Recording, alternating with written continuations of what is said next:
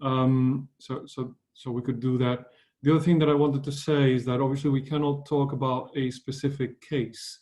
We can answer questions more broadly and more in the abstract. So if you do have a specific question about your own circumstances, we're not going to be able to address that.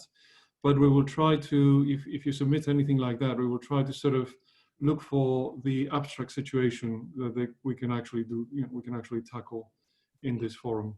So while I am a consultant psychiatrist, I cannot be yours, but we can answer questions broadly. Yeah. Yeah. All right. Brilliant. Okay, so we will get started with the first question. This is one that's been quite popular actually. I'm having trouble sleeping and have no pattern due to lockdown. What can I do? Yes, it's actually come up quite a few times, hasn't it? Yeah. Yeah. Yeah, I mean, we have a whole seminar on sleep and how to sort of do the best that we can for that. I mean, basically, we are having to create our own structure. It's a bit strange to be in your house and to have like a dedicated time to do this, a dedicated time to do that.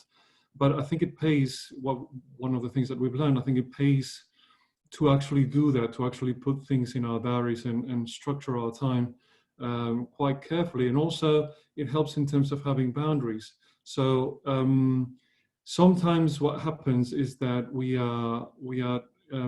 may not be able to structure our day very well, but also that our work and our sort of leisure times spill into one another, making it very, very hard. And then we found ourselves perhaps even working quite late because it's kind of, we're in the same environment. It's very difficult to switch up. So one of the things that we've observed, and I was talking to the Wellbeing director at Santander about this, is that we're observing that people are not just working very late, which might be their preference, but working for very long hours because there's that lack of structure. I think it is very important to kind of create our own and have our own timetable and try to follow it as closely as possible. Emily, you were asking me about exercise, for example, and I have it scheduled in my diary. For example, at 6:30 every day, I will do 1 hour of exercise no matter what.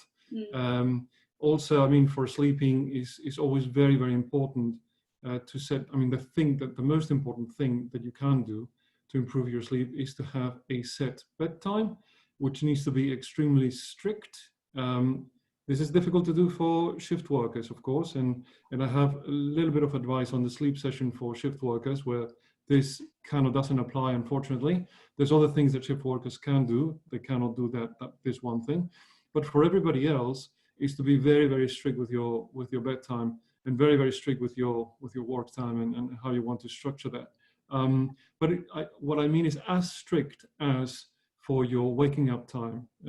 I think we're naturally very strict with that, maybe less during the lockdown, but I think we should try to bring that structure back and make sure that we are going to bed always at the same time and have a bedtime routine.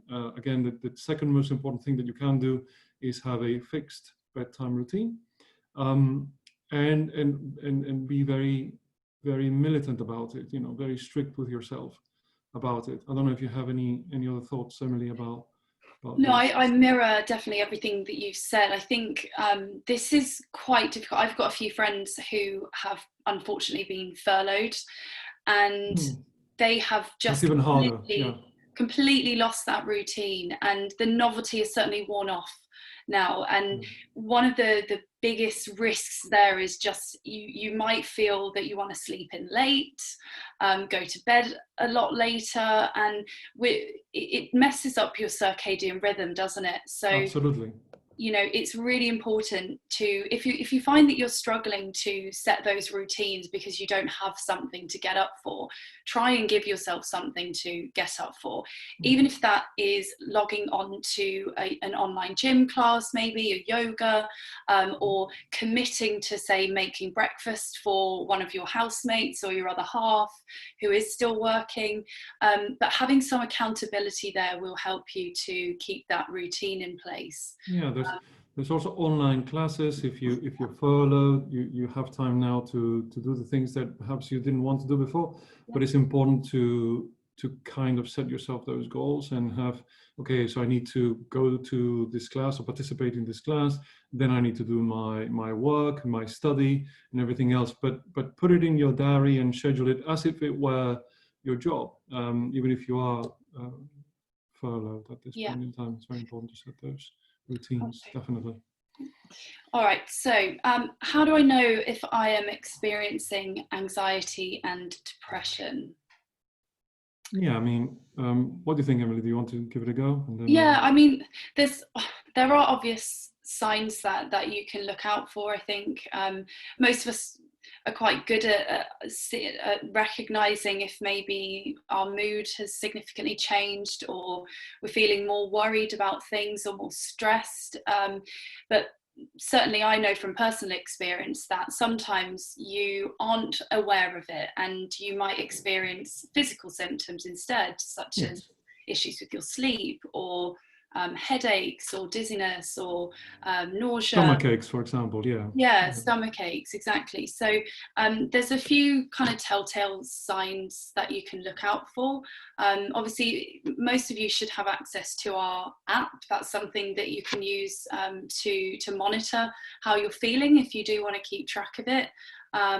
Andreas, what do you think? Are there any other? yeah. Also, I mean, I was going to say that the NHS has some pages which kind of describe in detail what this might look like. I mean, I think they're very accessible. So if you look at the NHS guidance on both anxiety and depression, it will also have some screening tools there that may give you some guidance as to whether you are symptomatic or not, and what to do about that.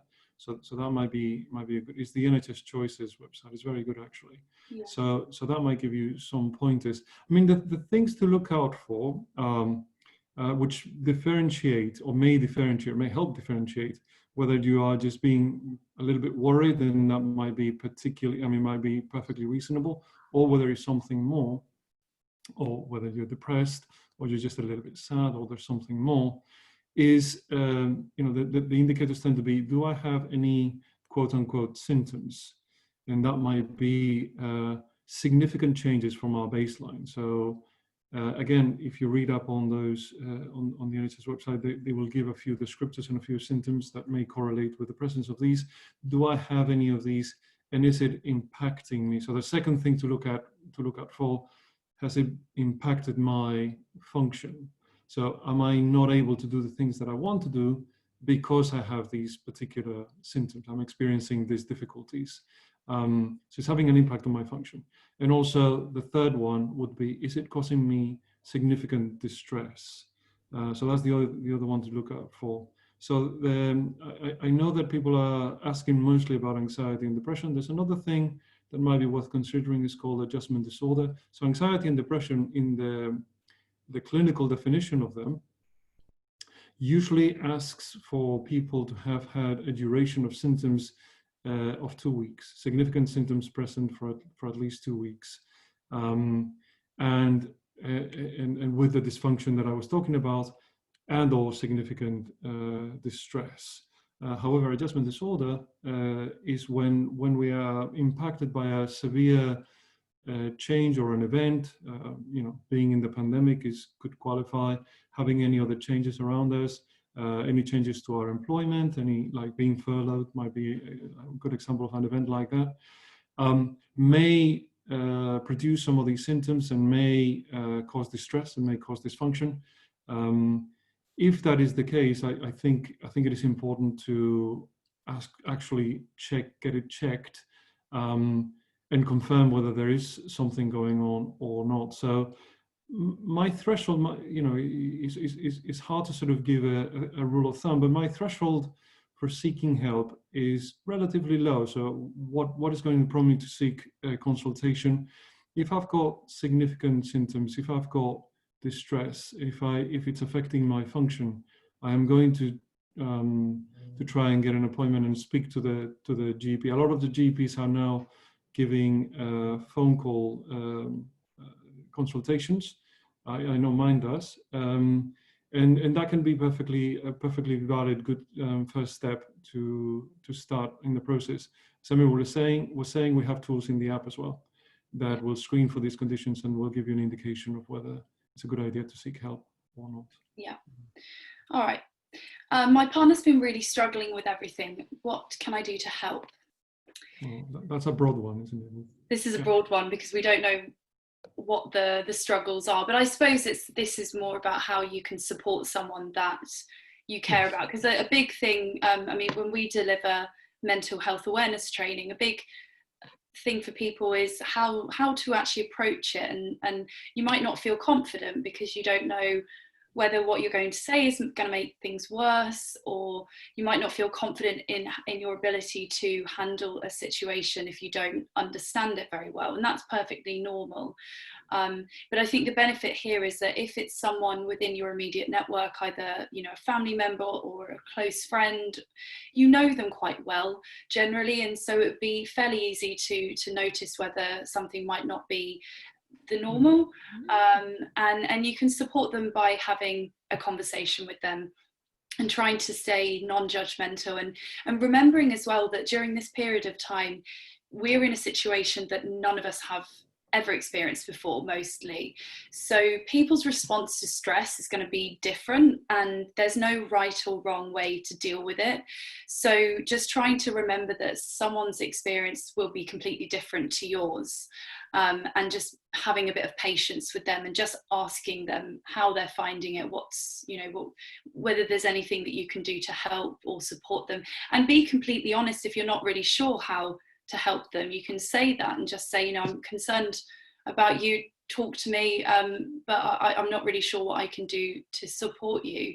Exactly. What do you think, Andreas? Well, I think you're right. I think what the most important thing that you can do is first of all listen. So sometimes we're very tempted to jump in with immediate solutions, and we might not have entirely been able to listen to the person and what the actual problem might be. We might assume, just based on, oh, you look down, you should be doing this, or you look down, why don't you exercise? Exercise is good for mood. Or you look down, maybe you need to have a hobby or whatever. So we might be very tempted to jump in with immediate solutions and not sort of listen. But I think the first job is to listen. There's one important skill maybe to develop, which is to actively listening, to do a little bit of active listening. And that is basically allowing people to talk, trying to get them to give them the time and the space to basically tell you all that is affecting them. One good thing to do is to sometimes ask the most open questions that you can, what's making you feel like this, something that is not a yes or no question. Are you feeling down? That might not be the best question. It's more, how are you feeling? What's making you feel this way? What do you think makes it better? What do you think makes it worse? That sort of thing might be able to sort of get a little bit more clarity on what is going on. And then perhaps summarizing what they've told you, so they know that they, that they know. You can communicate to them very clearly just by doing that summarizing, that you are listening to them.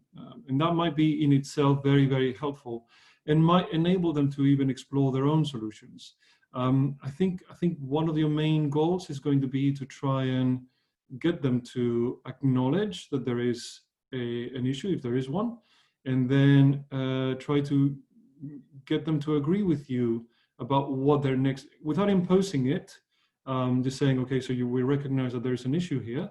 So what is going to be our next step? What is going to be, what is it that we can agree on that we're going to do next? Is it going to be making an appointment? Is it going to be using some kind of a resource? What is the next action that you think you would usefully take, and how can I support you with it?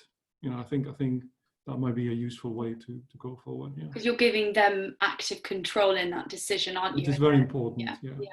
Shall we we've got a couple of questions. Shall we go and answer some of the ones that we've had, and then we can always come back to the ones that submitted before? Okay. Yeah. So we've got one saying, what is your view on emotionally supporting people who are living on their own and it's clear that they're retracting from social interaction, for example, avoiding phone calls, they won't use their webcams. How can we convey positive messages to them when they are becoming or beginning to have low moods? I think I mean, it's similar to what I was saying, isn't it? Is you can't force anything on people. All you can do really is to show them that you're there for them. So even if they are pushing you away, you're going to try to sort of keep in touch with them.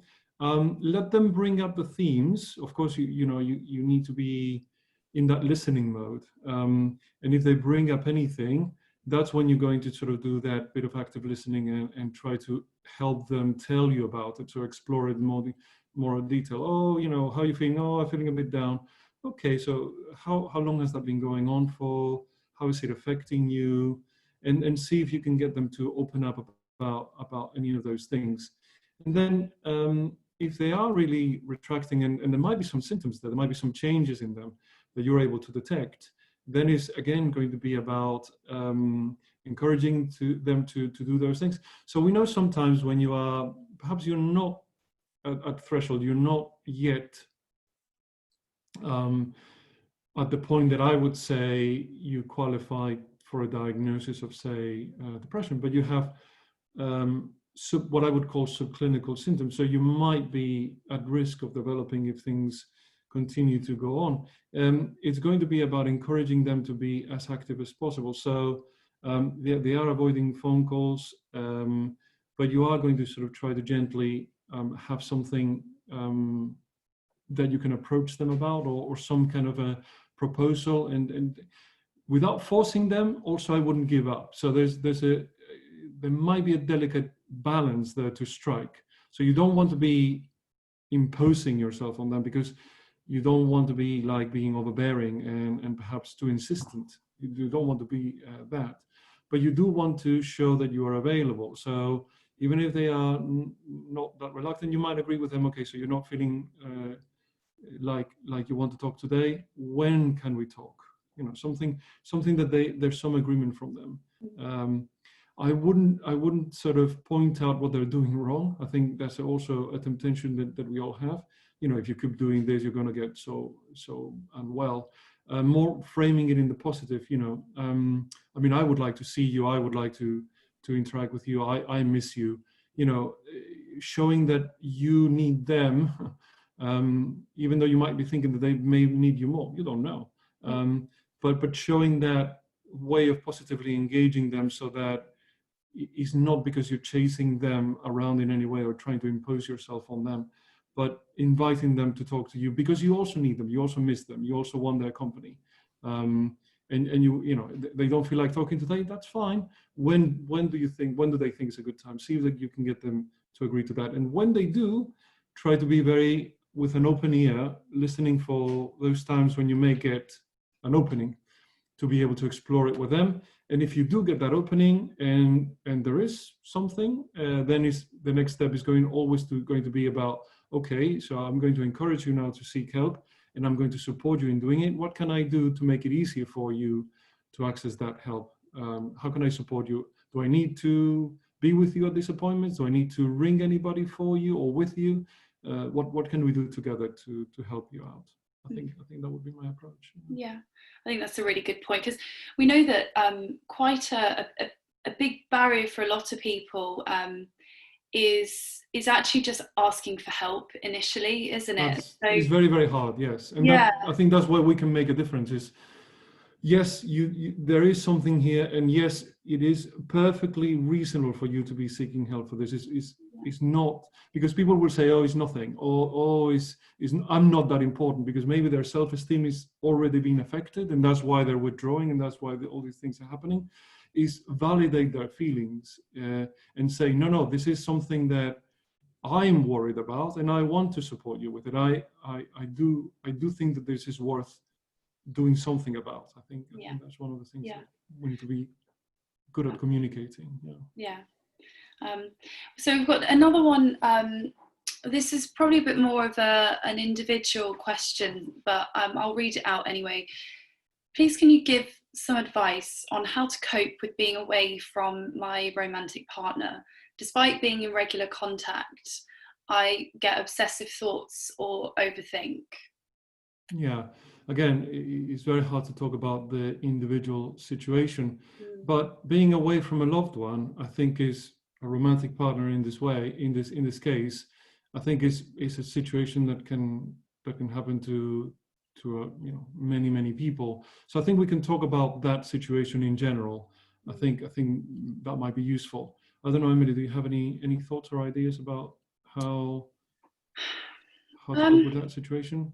yeah, I think that here it's really about trying to establish where these thoughts are coming from, Yeah. because quite often they are based on hypotheticals and Yes. situations that haven't Is happened but we think might happen. is this a tendency to catastrophize in our Yeah, heads? We are imagining, we have a thought, it pops into our head. I mean, this terrible thing is happening with our partner or whatever, mm, and that it becomes reality, and then your everything sort of fades into this very narrow point of view, and we cannot consider the wider picture. yeah. Yeah, yeah. Carry on. Exactly. So you Yeah. start to think about the worst case scenario, don't you? And so I think here it's about trying to take a step back and when you get those kind of thoughts, rather than allowing yourself down the path of really indulging them and getting all those feelings associated with a situation that hasn't yet happened or that you worry might happen, is collecting evidence, isn't it? Exactly. Either for or against it. Because it's not to Well, say I that, think it's important to do both. I yeah, think evidence for comes naturally to us, but the common mistake that we make, this is us as humans, as pattern-seeking creatures, we don't tend to look for evidence to disprove what we kind of assume or believe. But that is actually the most important thing to do, and it's part of the cognitive behavioral therapy technique, is to be realistic about what actually is going on and try to not get narrowed down into the first thought that pops into our head, and then we just catastrophize the whole situation. We're going to have the worst possible outcome is going to be terrible. mm, um, but it's about, okay, so what is the evidence that this first assumption is true? That was your point, and also your point was, but very importantly, what is the evidence against it? And that is an important exercise to do. So there's a situation, I'm separated from my partner, it makes me feel in a particular way. I am sad, I'm lonely, I get a bit obsessive, I'm overthinking the situation. Okay, so that's kind of the mood linked to it. Okay, so there's a thought that links to it when they're saying overthinking. So there's a series of thoughts. Those kind of tend to be those automatic thoughts that pop into our heads, um, coming from nowhere, if we really pay attention to them. So we say, okay, we write them down. These are the obsessive thoughts. And now, okay, so we've got this obsessive, this kind of thoughts that pop into our head, this catastrophizing that you were mentioning, Emily. And we're going to sort of say, okay, so what is the evidence for? That's going to be very easy. And what cognitive errors are we making? Are we assuming? Are we jumping to conclusions? Are we catastrophizing? Are we seeing the situation as very black and white? And once we've done that, then we're going to be looking for the evidence against. What other explanations are there? What others? How can we? What are other ways of understanding this situation? They're saying that they're still in regular contact, so that's a good indicator. So if your romantic partner, whoever you have a relationship with is in regular contact, that's a very strong indicator that the relationship is strong, right? So why are we considering that, and we are like thinking, oh, because there's this distance, there's going to be automatically a problem. So we need to sort of look for the evidence that there isn't a problem, that our assumptions are wrong. And then once we've done that, we need to re-examine our mood. Has our mood changed as a result of this mm, exercise? If it hasn't, we may not have identified the automatic thoughts that are popping into our head, and we may not have been challenging them in the right way. Again, in the app, you just using the basic CBT technique might be very helpful when we're facing a situation like this. I don't know, any yeah. other thoughts, Emily? Yeah, no, I think I agree with all of that. I was going to talk about the CBT program, and I think as well, if you work your way through it and get to the part where you really start to learn about challenging core beliefs, Yes. that at that point you will sort of have the skill set to really do what Andreas is talking about, and consciously challenge those thoughts before they kind of have an impact on your mood and how you're feeling. That was a good question, I think. Very good question, yeah. Should we keep going through these ones? Because I think these are... Yeah, absolutely, yeah. It's good. Whichever one you think, yeah. Sometimes I don't feel like talking to other people, particularly if I'm feeling down. What are some ways or tools that I can use to try and help me open up more? I'll let you start with that one, Andreas. Okay. So, I mean, one of the first thing that I would ask is, what is it, you know, if you're experiencing a situation like this, I think we all feel like this sometimes, like we don't want to go into it because it's like a big effort, or we may have some thoughts about maybe being dismissed, or, I mean, I'm assuming a lot here, but I think the first step is going to be about why is it that I don't feel like talking to other people? What is the barrier there? Am I making any assumptions? You know, are we having any?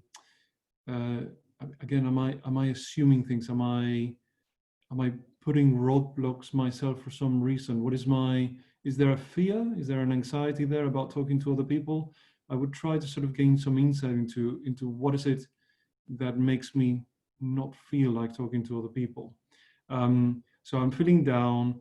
I have the feeling that I should be reaching out to people, but I don't feel like it. Now, sometimes this is the condition itself. If you have some symptoms of, for example, depression, one of the symptoms, you may not even need to have depression. It might be what I would call a subclinical presentation. Basically, you have some symptoms, but it doesn't quite make the full criteria, but it's still interfering with your ability to function. So one of those is going to sap your motivation away, sap your energy. So lacking energy and lacking motivation and withdrawing are common. Now, what we know is that yes, you do feel like that, but what helps is actually forcing yourself and making a commitment with yourself to push against that initial feeling.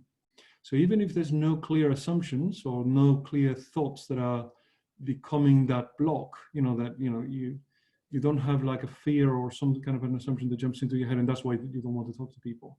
Even if examining it is not there, pushing through it helps. This behavioral activation. So again, if you think about the CBT model, one of the components is our behavior. And we can get to our mood and to our thoughts if you understand the model. And again, I would encourage you to look at the full course, because it kind of explains how this model works.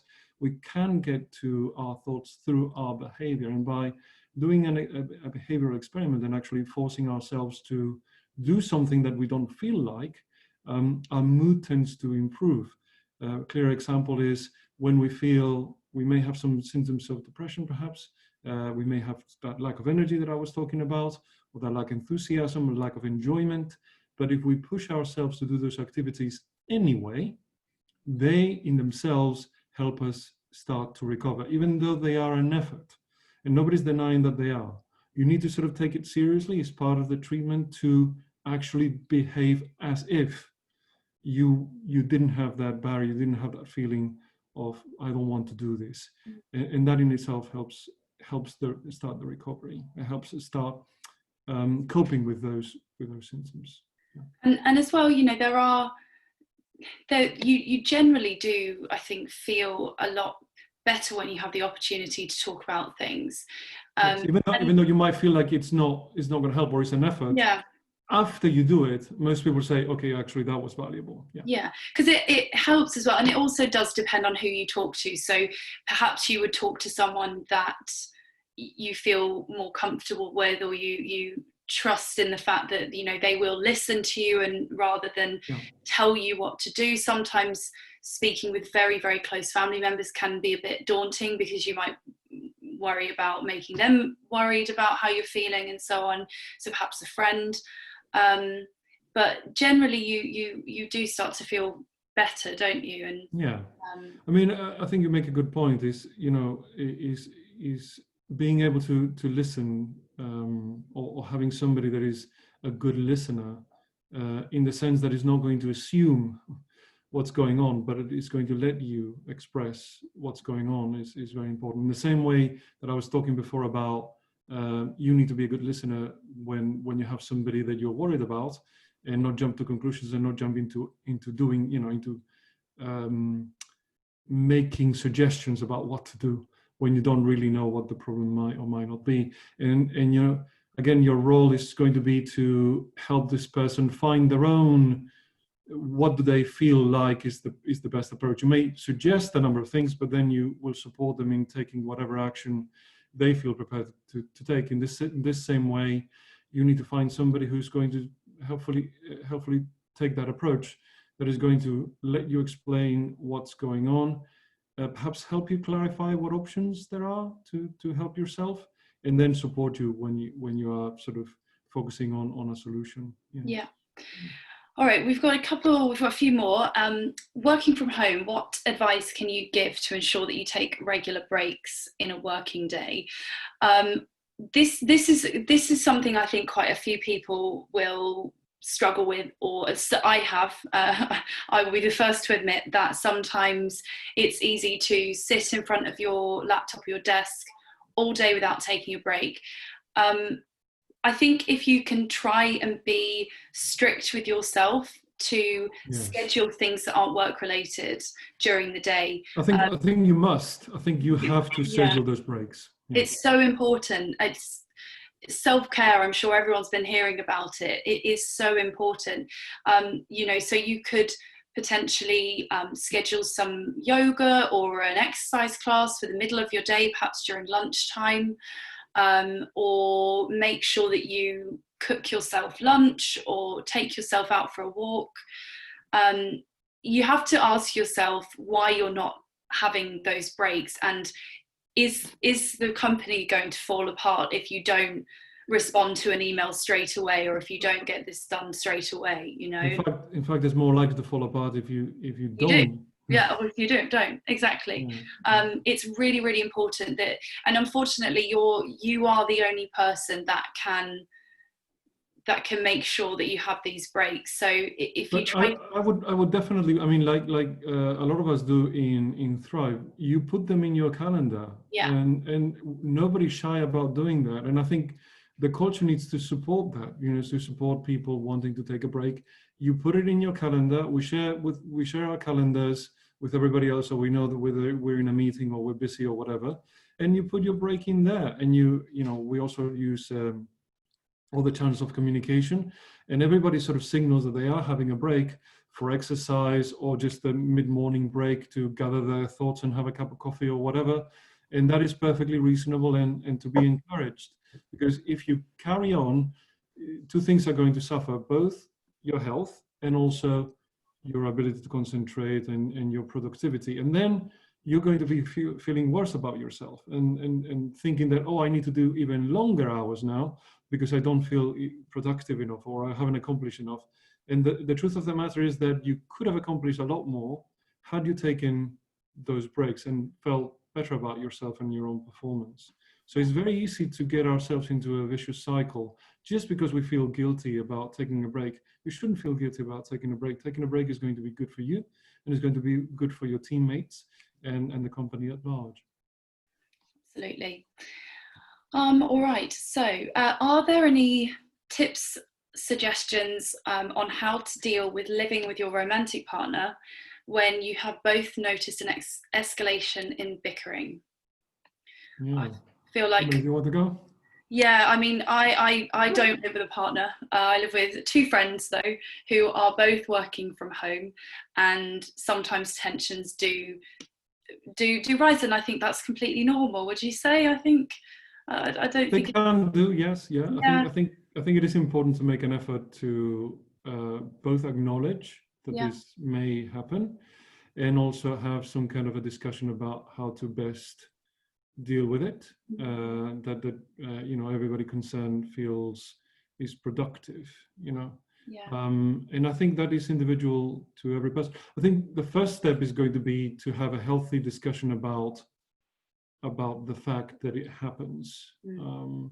That is nobody's fault. So one of the problems there might be if you're framing it as somehow being the fault of the other person. I don't know if I'm making this clear. No, yeah, because when tensions are high, it can be very easy to almost pass blame, and that is not, and that's not going to have the kind of desired outcome that you'll want. So exactly, it's about trying to almost establish a mutual ground and start a conversation like that. Yeah, is I think the first initial conversation needs to be about, we both have this problem. It's external.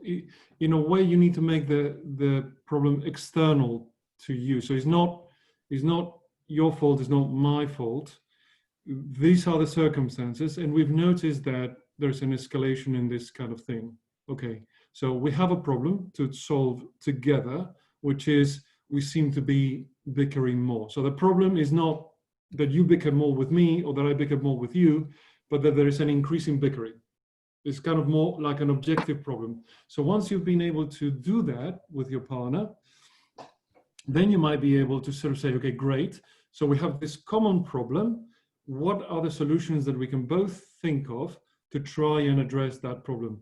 A, what do you think is causing it? Is it because we are on top of each other? What specific events or things are we doing or are happening? Nobody's fault again. That may make this worse or better or whatever. So when are we bickering more? When are we bickering less? How can we look at this as an external problem, and what are the solutions that we can come up with it? Yeah. Sometimes it might be about figuring out some rules. So if you are for whatever reason feeling very stressed, I'll give you an example. So if I am very stressed and I'm concentrating on something and I have a deadline, is the worst time in the world to talk to me, because I am focusing on something and I am going to have a bit of a one-track mind, and without meaning I might be short. Yeah, I'm not, but if everybody around me understands this, and I also acknowledge it, I'm able to say, okay, now's not the best time, but we're going to have a chat in half an hour when I'm actually able to sort of pay attention to this in detail, rather than try to have a conversation carrying on what you're doing and be frustrated. So figuring out those, perhaps I'm going to call them rules of engagement, might be very useful. It's very important that they are shared and that they are agreed, and that you both see the problem as being not anybody's fault, but an external thing that you both need to collaborate to solve. Yeah, I think that's really good advice. Okay, we've got another one. So this is from a parent. So they've not been furloughed, but they've got 3 young children. That's very hard. Myself and my partner are working from home, trying to balance this and home learning and childcare. Very hard. We are feeling very guilty that we're not able to spend quality time with our children like others, and are concerned that they will be disadvantaged by this. I think firstly, it's really important that you don't compare yourself to others. Yes. People's situations are going to be so different. And like we said earlier, we're in a position where none of us have had to deal with this before. If you translate that to back before the lockdown, both of you were probably at work full time while your children were in childcare. So or at school, wherever they were. So they're still having more contact time probably with you than they were before. And I think it's quite normal for children to want attention from parents or from family when they're around, but they're also not going to suffer if you're not giving them your undivided attention all day. And sometimes it's probably going to be a case of trying to be a bit more flexible with work and just being clear with your managers, for example, maybe some of the challenges that you're having, so that they can be aware that you may have to be away from your emails for a couple of hours. We've got a few clients that have been really, really upfront about that and said, you know, after 3 p.m. I'm not that contactable via email because I'm spending time with my children, but I'm up really, really early in the morning. So you may have to slightly adjust the way that you work your schedules. Perhaps maybe one of you starts a bit earlier and one of you finishes later, so that there's a bit less of a crossover maybe. There's a few things you can do, but certainly don't feel guilty, and try not to compare yourself to others who are probably in a slightly different situation. Yeah, I mean, you absolutely don't know, so you may feel guilty about what you perceive other people that to be achieving, but let me tell you, you're probably going to be wrong. You're probably assuming that they're doing far better than they probably are, and so you're not comparing yourself to anything real. You're comparing yourself to some kind of an ideal that happens in your head that you have no way of actually verifying, but you're finding it very hard to dismiss. I think it's very important to do what Emily said, and try very hard to not to compare yourself with others, because there's other people in far worse situations than you are, and people that might be better, but that should not be the thing that you're thinking of. It should be about, okay, so I have a situation at home. How do I best solve it? Feeling guilty.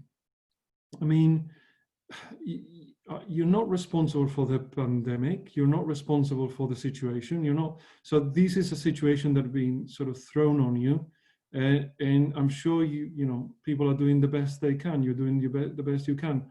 Why should you feel guilty about any of this? You know, if you're trying your best, which you know from the question clearly is that you are. I don't think there's a valid reason. I would question my guilt. Why am I feeling guilty? What is the evidence that I am doing something that I should be feeling guilty about? You know, I think you cannot assume that the first thing that you've thought is true or valid. You need to examine it quite carefully, particularly when I think we very easily criticize ourselves and give ourselves impossible standards. Again, I think we have a session on this type of thing, looking at perfectionism, and I think I do a session on that. There's probably a video on it as well, which erodes our self-esteem quite badly. Just thinking, oh, I'm not an adequate parent and I'm not an adequate worker, and you know, if you compare yourself with these impossible standards, of course you're going to come up short. I think what Emily said is also very important, just to reinforce that idea that you might want to schedule some time for your children and have some boundaries with them. You know, say, look, you know, mommy and daddy have to work. We have these times available to you. At other times, you know, you can discuss with them or try to sort of have some kind of a plan for them so that they're going to be doing some work on their own or whatever it is. And you're going to perhaps take turns as a couple, but also if you need to sort of take some time during the day for a specific activity, then I think you should be, your company should be very open to that discussion and give you those, you know, those scheduled times or whatever it is that you need to be able to sort of, you know, do whatever you need to do for your family. Yeah. I think it's just about accepting the fact that you probably can't do both everything. 100%. Yes, exactly. Yeah. And if you not to feel guilty about that, because you know you're trying, you know.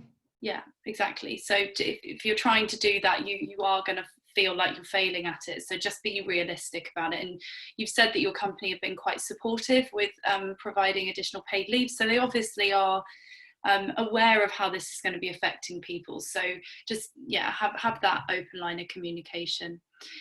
All right, so I think we have answered most. We've got just one more question on about children. Despite making the most of telephone and video, many children are struggling with the lack of physical contact with their friends. How can we support them?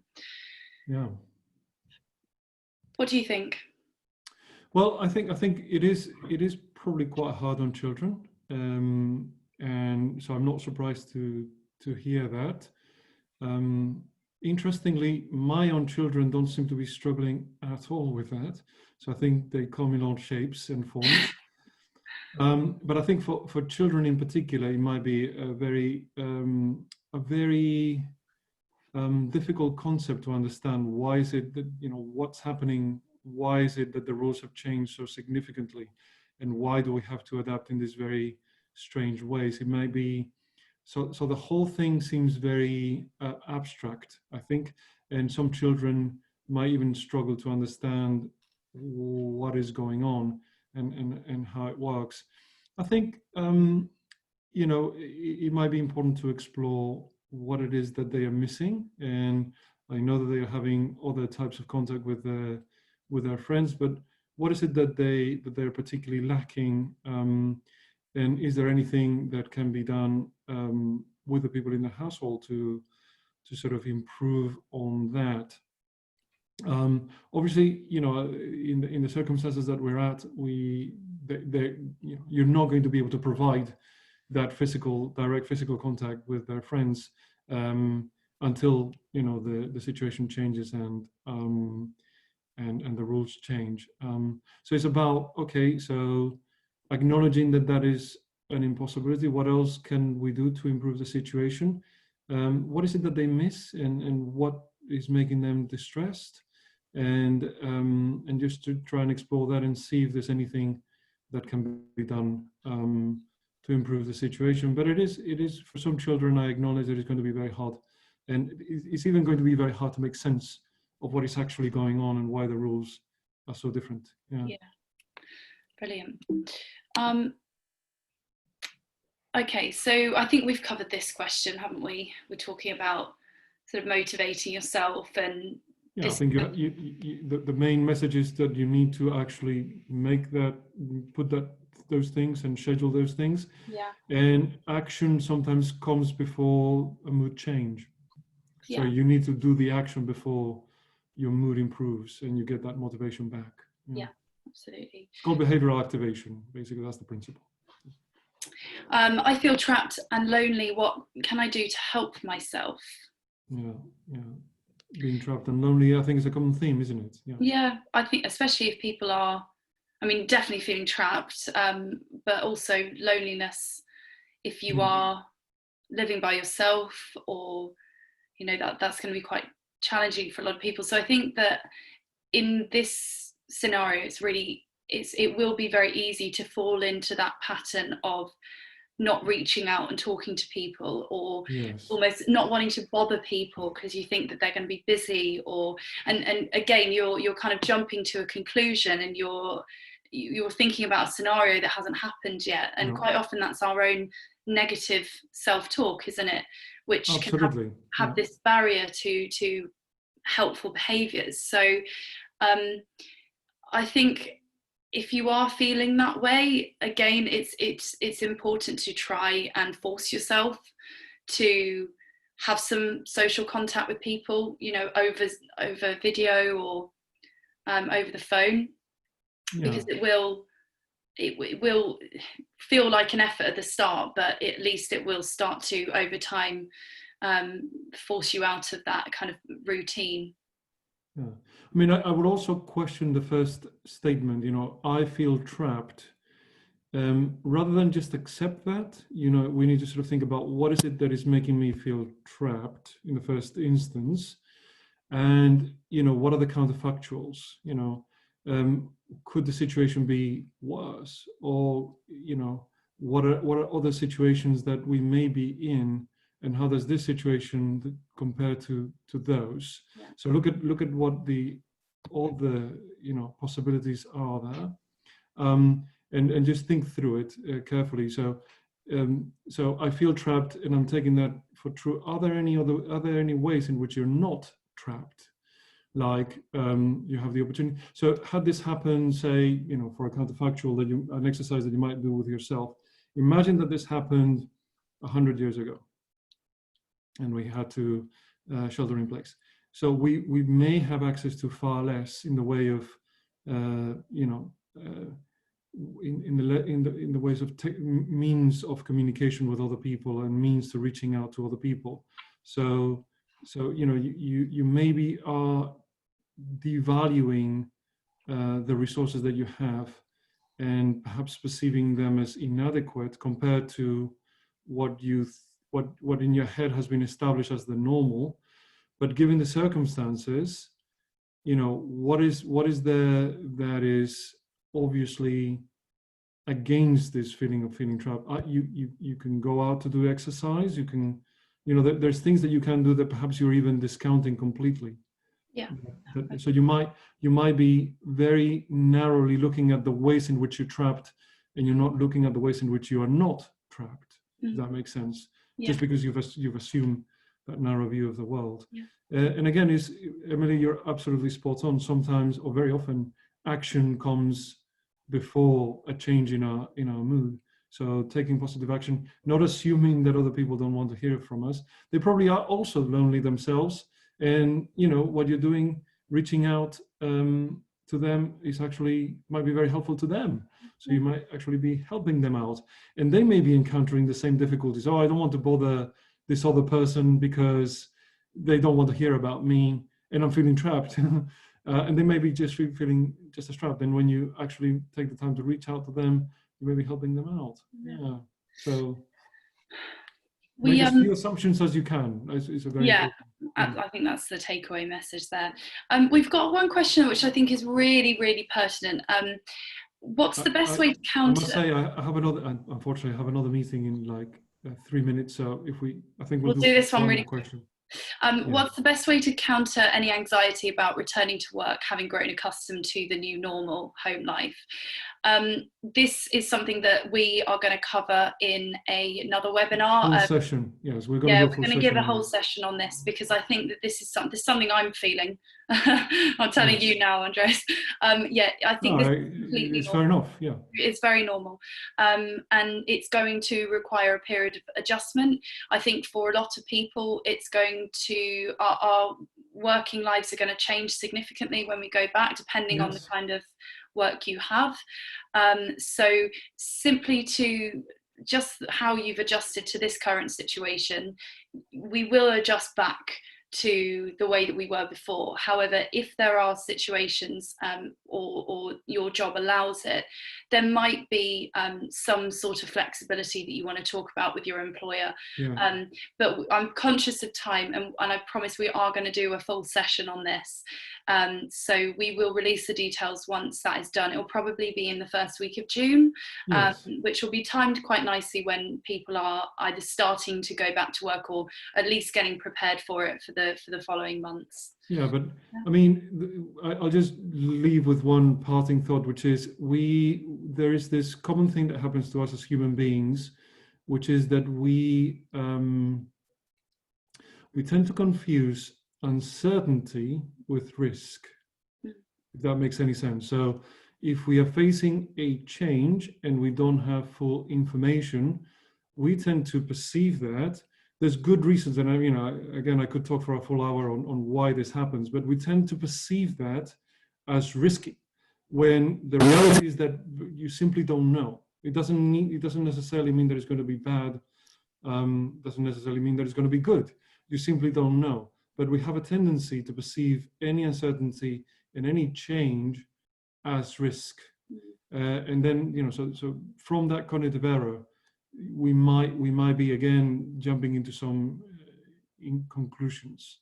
So, but yes, I mean, I think it's important to have that graded plan to come back, and maybe there might be some permanent changes that we want to make to working life after this as well. So I think a wider discussion with the whole team is also warranted. Well, I think that brings us to the end of our session. So that was, I really enjoyed that. Thank you all very much for your questions. I hope everyone did as well. So please feel free to submit your feedback as well, and get in touch with us if there are any other questions that you'd like us to answer. I think we'll probably do some similar ones like this. If people value it and think it's a good format, then we'll do more of these. And then last but not least, if you haven't already, download Thrive, because there are loads of really good tips in there that can help you to manage these things, build resilience, and manage stress. Particularly do make sure that you follow the CBT course, because it gives you these skills that you need. I think they're skills for life. They're very useful. Brilliant. Well, thank you very much, everyone. We'll be sending the recording round after this session. Thank you. Okay. Thank you.